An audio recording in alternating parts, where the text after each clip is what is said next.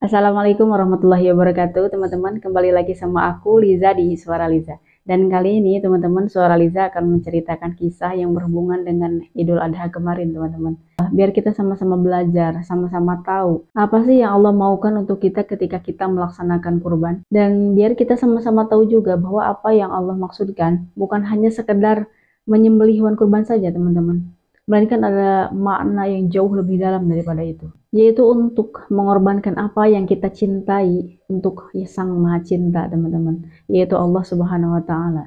Nah, teman-teman, sebelum kita menceritakan kisah yang berhubungan dengan berkurban atau penyembelihan hewan kurban, kita tahu kan itu terjadi pada zaman Nabi Ibrahim alaihissalam. Sebelum ke sana, aku pengen menceritakan dulu sebagian atau sedikit hal tentang Nabi Ibrahim alaihissalam. Kita bisa belajar kekuatan hati Nabi Ibrahim, teman-teman. Sebegitu kuatnya hati Nabi Ibrahim ketika mendapatkan ujian seberat itu, beliau mampu melaksanakannya. Itu ujian yang amat sangat berat, teman-teman, bukan main beratnya. Nah, kemudian kita juga bisa belajar kepada Nabi Ibrahim bahwasanya Nabi Ibrahim alaihissalam ini begitu paham ya, bahwasanya hidup di dunia ini merupakan perjalanan. Bahkan bukan hanya dia, kita semua seorang musafir di dunia ini, teman-teman. Dengan surga dan atau neraka itu sebagai tempat terakhir kita. Makanya teman-teman selalu ingatkan hati kita kalau kita itu sedang berada dalam sebuah perjalanan menuju Allah Subhanahu wa Ta'ala. Tiap langkahnya, tiap menit, tiap detik, kita tuh melangkah menuju kepada Allah Subhanahu wa Ta'ala, teman-teman. Terus kemudian kita semakin dekat lagi kepada tempat terakhir yang seharusnya kita tinggal di sana, teman-teman. Akhirat. Nabi Ibrahim gak pernah lupa itu. Makanya dia bilang, aku ini seorang musafir, aku ini seorang perjalanan, dan kita semua juga sama seperti beliau. Seorang yang sedang berjalan menuju Allah SWT. Akan tetapi memang ada sebagian orang yang selangkah demi langkahnya itu berjalan kepada murkanya Allah, teman-teman. Dan ada banyak juga orang yang berjalan menuju ridho Allah, teman-teman. Dan teman-teman, kita harus tahu betul bahwa inti dari kehidupan ini adalah berjalan menuju keridhaan Allah. Jangan sampai kita tuh di pikirannya tuh isinya dunia aja gitu. Kayak beli baju sekian, beli kuota sekian, beli listrik sekian, buat beli air sekian, buat uang bulanan sekian, buat keperluan dapur sekian. Itu semua nilainya angka semua kan? Akan tetapi menuju Allah itu menggunakan rasa. Sebab angka itu cuma urusannya dunia saja, teman-teman. Sedangkan yang urusannya sama Allah itu adalah hati. Makanya perjalanan ini ditempuh menggunakan yang namanya rasa hati, teman-teman. Kita harus terus, teman-teman, ngingetin hati kita setiap keadaan bahwasanya kita tuh sedang dalam perjalanan menuju Allah, teman-teman. Maka pastikan kita tuh berjalan kepada keridhaan Allah, bukan kepada murkanya Allah. Kita harus terus berjalan, teman-teman, meskipun tertatih-tatih, meskipun harus jatuh bangun. Kita harus tetap berjalan, jangan pernah berhenti. Takut keduluan mati nanti. Sedangkan keridhaan Allah belum sempat kita dapatkan. Alhamdulillah. Teman-teman, kalau orang berjalan kepada Allah SWT, kita gak usah khawatir. Itu orang pasti tak akan pernah lepas dari kasih sayang Allah. Dan orang yang udah dapat kasih sayang Allah, perhatiannya Allah, itu tidak akan pernah mendapatkan kesulitan. Dia akan selalu dibahagiakan oleh Allah SWT di dunia sampai di akhirat, teman-teman. Maka kita harus pastikan bahwasanya keridhaan Allah adalah menjadi prioritas utama bagi kita. Kemudian apalagi nih tentang Nabi Ibrahim alaihissalam. Teman-teman, Nabi Ibrahim itu adalah orang yang sangat senang sekali dengan anak kecil. Suka sekali sama anak kecil. Bahkan sampai dia tuh sebelum menikah, dia tuh udah mohon, minta sama Allah, ya Allah, kasihkan aku keturunan yang soleh gitu. Bukan asal keturunan, teman-teman. Bukan, dia nggak minta tuh keturunan yang lucu gitu ya, yang pintar, cerdas gitu. Enggak, yang sehat. Dia nggak minta kayak gitu sama Allah. Dia mintanya, ya Allah, Quran surat Sofat ayat 100, Rabbi habli minas salihin. Itu adalah salah satu doa Nabi Ibrahim, teman-teman. Dia memohon kepada Allah agar supaya diberikan keturunan yang soleh. Soleh untuk siapa? Soleh untuk Allah lah, teman-teman. Kalau kita mintanya suka hal-hal yang urusannya tuh kembali sama kita, teman-teman. Minta anak yang lucu, yang cerdas, yang apalagi yang pinter gitu, yang sehat. Itu kan semua urusannya kembali sama kita gitu. Ibunya berdoa minta anak yang sehat. Biar apa? Biar nggak nyusahin. Karena kalau sakit kan ibunya jadi repot. Kan gitu. Kembalinya ke kita lagi, teman-teman. Kalau kita nih perhatiin orang-orang soleh zaman dulu, bahkan cerita-cerita dalam Al-Quran, orang-orang soleh dalam Al-Quran itu mintanya anak yang soleh. Ya Allah, karuniakanlah hamba anak yang soleh, biar bisa ibadah kepadamu, biar bisa taat kepadamu, karena anakku ini adalah hambamu ya Allah. Gitu kan mintanya, beda sama kita. Kita juga kan kadang kalau doain anak nih teman-teman, kita mintanya ya Allah solehkan anak kita, biar mereka tuh bisa ngebakti sama kita. Teman-teman, kalau kita ngedoa kayak gitu, kita tuh bukan lagi doain anak, tapi doain diri kita sendiri. Kenapa? Ya solehnya untuk kita, baktinya untuk kita, bukan untuk Allah. Ibrahim alaihissalam atau orang-orang soleh lainnya, itu selalu memintanya, kalaupun meminta anak yang berbakti, itu berbakti sama Allah SWT.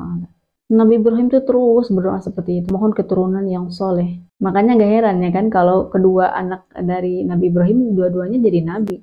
Terus kemudian cucunya jadi nabi. Terus kemudian juga cicitnya jadi nabi, teman-teman. Siapa? Nabi Yusuf alaihissalam, seorang nabi, punya ayah namanya Nabi Yakub. Itu cucunya Nabi Ibrahim. Terus Nabi Yakub punya ayah Nabi Ishak. Itu putranya Nabi Ibrahim.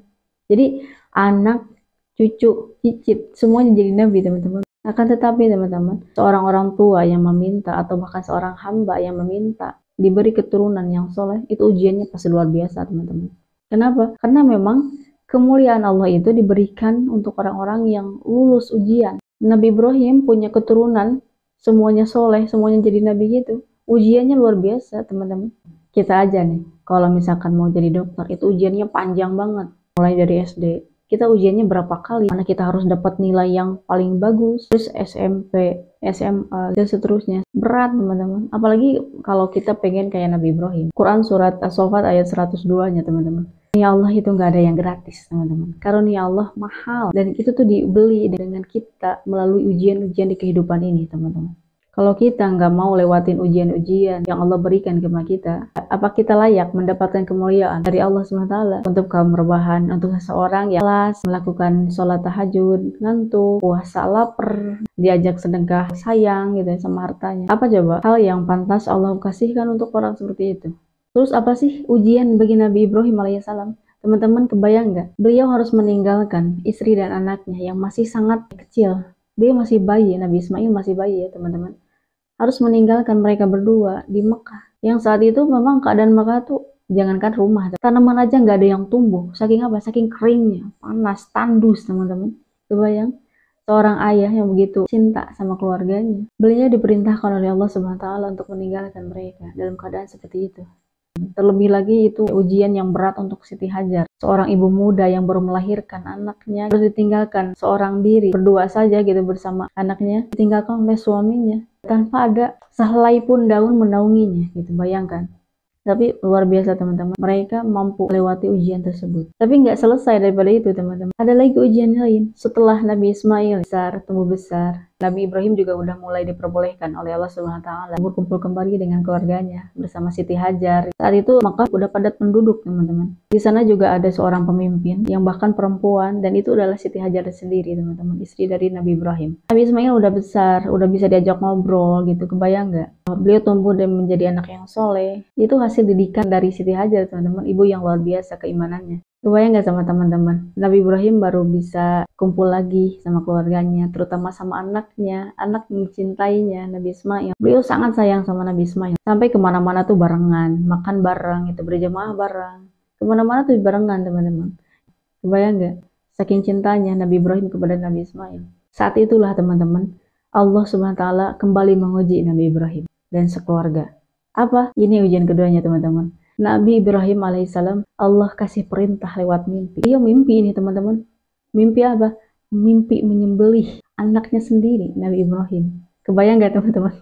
Dia seorang nabi. Kalau dia bermimpi, maka itu adalah sebuah wahyu. Nah, kalau seorang wali bermimpi, itu bisa menjadi isyarah atau menjadi bisyarah. Isyarah artinya pertanda gitu. Kalau bisyarah itu kabar gembira, kabar baik. Kalau kita, ya kita mah nggak usah terlalu khawatir lah teman-teman. Kita belum tentu ada maknanya kalau mimpi gitu ya. Nah, kalau Nabi Ibrahim bermimpi, itu udah pasti wahyu dari Allah SWT. Seorang nabi beliau. Nah, jadi Nabi Ibrahim alaihissalam mimpi nih, menyembelih anaknya Nabi Ismail alaihissalam. Ya Allah, itu ujiannya berat bukan main teman-teman. Harus nyembelih anak sendiri loh, seorang ayah. Nabi Ibrahim teman-teman sangat sayang sama Nabi Ismail. Teman-teman kebayang nggak, seenggak sayangnya orang tua sama anaknya, itu nggak akan kepikiran untuk menyembelih anak gitu kan. Ini bagaimana pula dengan Nabi? Akan tetapi teman-teman, nggak ada hal yang lebih tinggi di atas perintah Allah selain sebuah ketaatan. Jadi teman-teman, sama apapun yang Allah perintahkan gitu, apapun yang Allah perintahkan, baiknya itu adalah kita sami'na wa ata'na teman-teman. Kita nggak usah protes deh, kita nggak usah banyak ngeluh deh, pokoknya kerjain aja gitu.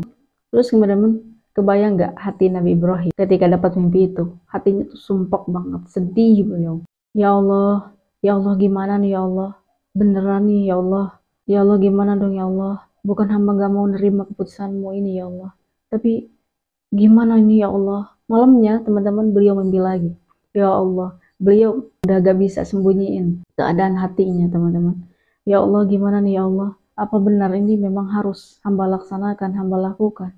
Kalau memang iya, tolong ya Allah bimbing hamba agar hamba dapat melakukannya ya Allah. Nabi Ibrahim memohon hidayah kepada Allah, memohon kekuatan kepada Allah untuk bisa melaksanakan perintah Allah. Makanya kita juga teman-teman jangan sombong, jangan merasa kita bisa, jangan merasa kita mampu sendiri untuk melaksanakan perintah Allah. Karena kalau nggak ada hidayah, nggak ada pertolongan Allah, mustahil kita bisa melakukan apa yang diperintahkan Allah. Nabi Ibrahim seperti itu teman-teman. Beliau memohon sama Allah, ya Allah berikan hamba hidayah, kekuatan agar hamba bisa melaksanakan perintahmu ya Allah. Teman-teman malam 10-nya beliau mimpi lagi. Langsung deh paginya beliau ceritain sama istrinya. Udah gak bisa dipendam-pendam lagi. Beliau langsung cerita kepada istrinya, Siti Hajar. Hajar, saya bermimpi menyembelih anak kita, Ismail. Sampai 3 kali berturut-turut. Malam 8, malam 9, malam 10. Teman-teman, Siti Hajar mendengar hal itu gimana coba? Beliau tahu suaminya adalah seorang nabi. Dan jika beliau mimpi seperti itu, berarti itu sebuah wahyu dari Allah. Dan harus dikerjakan. Teman-teman kebayang hatinya Siti Hajar hancurnya seperti apa? Istri mana kira-kira yang tega melepaskan anaknya disembelih oleh suaminya sendiri teman-teman? Menurutmu apa coba jawaban Siti Hajar?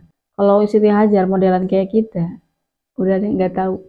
Saya nggak bisa ngebayangin. Tapi teman-teman, Siti Hajar ini wanita yang mulia, wanita yang luar biasa keimanannya teman-teman. Apa coba yang dia katakan? Apa coba jawaban dia? Suamiku selagi semua itu adalah perintah Allah. Teman-teman, Siti Hajar hatinya tuh benar-benar hancur lebur saat itu.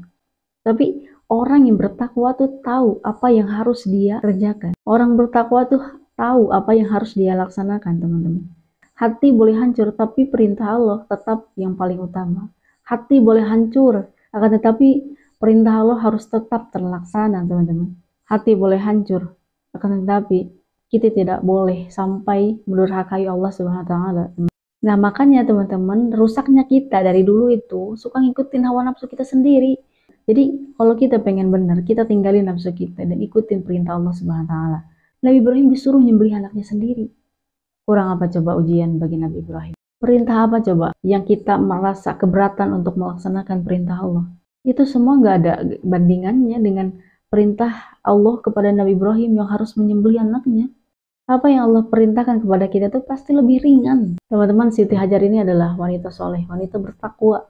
Dia setuju kan dengan apa yang dikatakan oleh Nabi Ibrahim alaihissalam.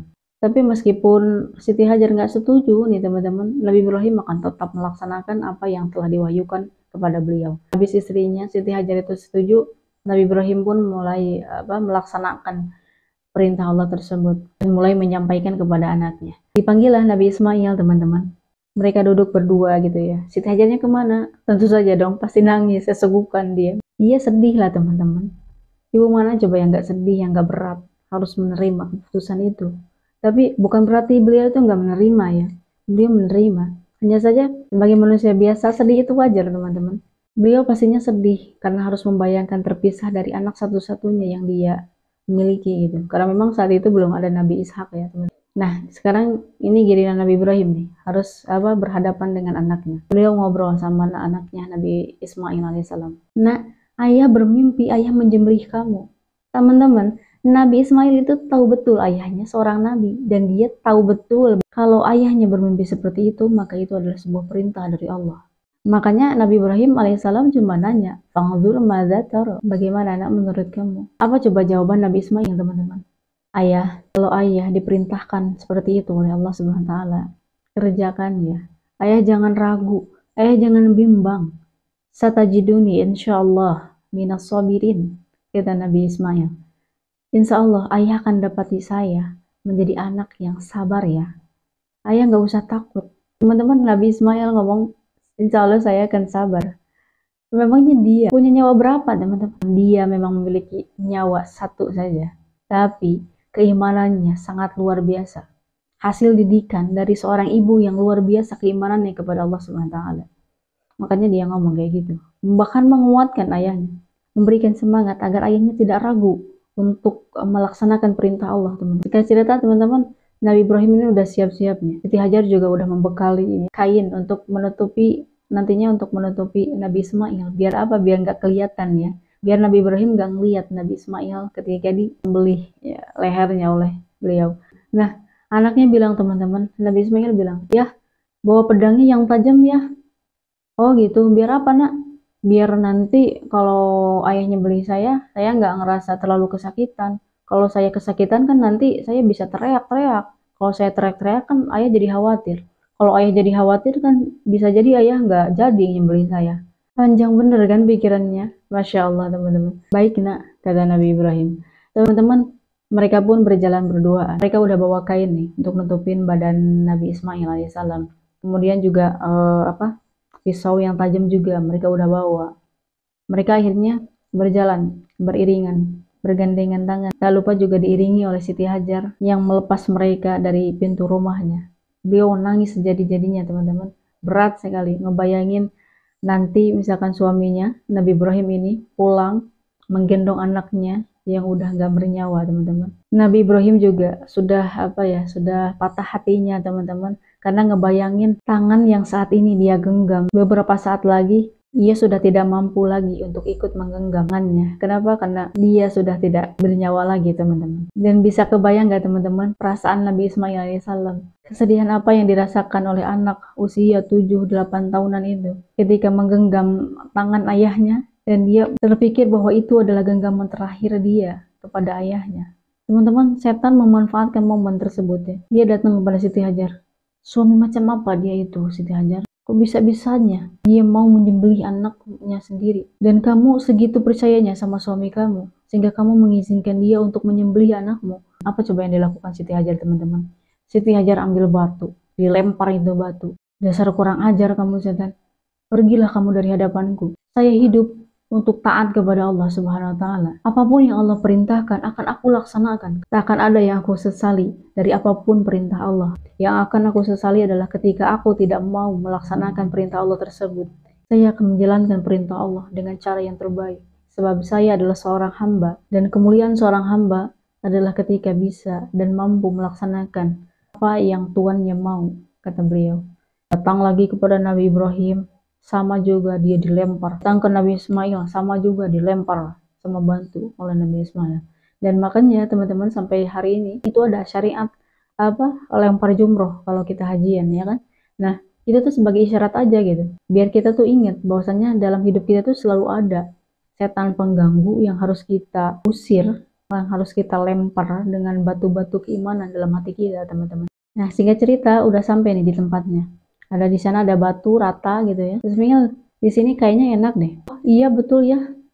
Ayo ya, Ismail, ayah tajamin dulu ya pedangnya.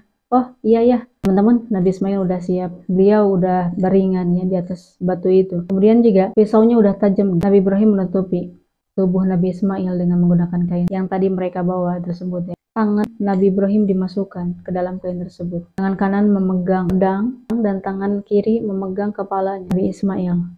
Sampai dia tuh Nabi Ibrahim merasakan dinginnya muka Nabi Ismail alaihissalam sekala itu. Dan Nabi Ismail juga sama, teman-teman, dia merasakan dinginnya pedang yang berada di lehernya tersebut. Nabi Ibrahim menghadapkan diri kepada Allah, teman-teman. Ya Allah, aku akan melaksanakannya ya Allah. Dipejamkanlah matanya. Dia yang kebayang saat-saat bersama Nabi Ismail ya, saat berjamaah bareng, makan bareng, gitu, jalan-jalan bareng, itu semua terbayang di benak Nabi Ibrahim. Dan itu Nabi Ibrahim, jangan tanya ya perasaannya seperti apa. Dia ngomong, ya Allah, aku hambamu, anak aku juga hambamu ya Rabb. Andai engkau tidak memerintahkan, aku tidak akan pernah melakukan hal semacam ini. Akan tetapi perintahmu ya Allah, ya Allah, ya Allah. Bismillah, ya Allahu Akbar. Nabi Ibrahim meleleh deras air matanya teman-teman, berbarengan dengan darah yang membasahi tangan Nabi Ibrahim alaihissalam. Nabi Ibrahim melepaskan pedangnya tersebut. Ia menangis sejadi-jadinya teman-teman. Bayangkan nggak? Kebayang nggak sama teman-teman? Anaknya sendiri. Saat itulah tiba-tiba terdengar suara, Abah, Abah. Nabi Ibrahim kaget teman-teman. Nabi Ibrahim kaget luar biasa. Dia terkejut. Dia langsung segera menyingkap kain tersebut dan di sanalah teman-teman, Nabi Ibrahim melihat bahwa seekor kambinglah yang telah dia sembelih teman-teman. Sementara Nabi Ismail alaihissalam berdiri di samping Nabi Ibrahim alaihissalam karena diselamatkan Allah Subhanahu wa taala. Jadi ketika seret itu ya, malaikat Jibril itu tepat pada waktunya mengganti Nabi Ismail dengan seekor kambing teman-teman. Masya Allah. Nabi Ibrahim membenarkan mimpi tersebut. Dan teman-teman kebayang nggak ujian seberat ini mampu mereka lalui teman-teman. Pantas saja gitu ya kalau misalkan Allah Subhanahu wa taala mengabadikan kisah mereka itu sampai saat ini gitu ya. Luar biasa teman-teman, mudah-mudahan kita bisa ya belajar dari kisah ini bagaimana kita tuh jangan sampai berat gitu melepaskan apa yang kita cintai demi melaksanakan perintah Allah teman-teman. Nah teman-teman mungkin gitu aja kisah suara Liza kali ini. Wallahu a'lam bishawab. Assalamualaikum warahmatullahi wabarakatuh.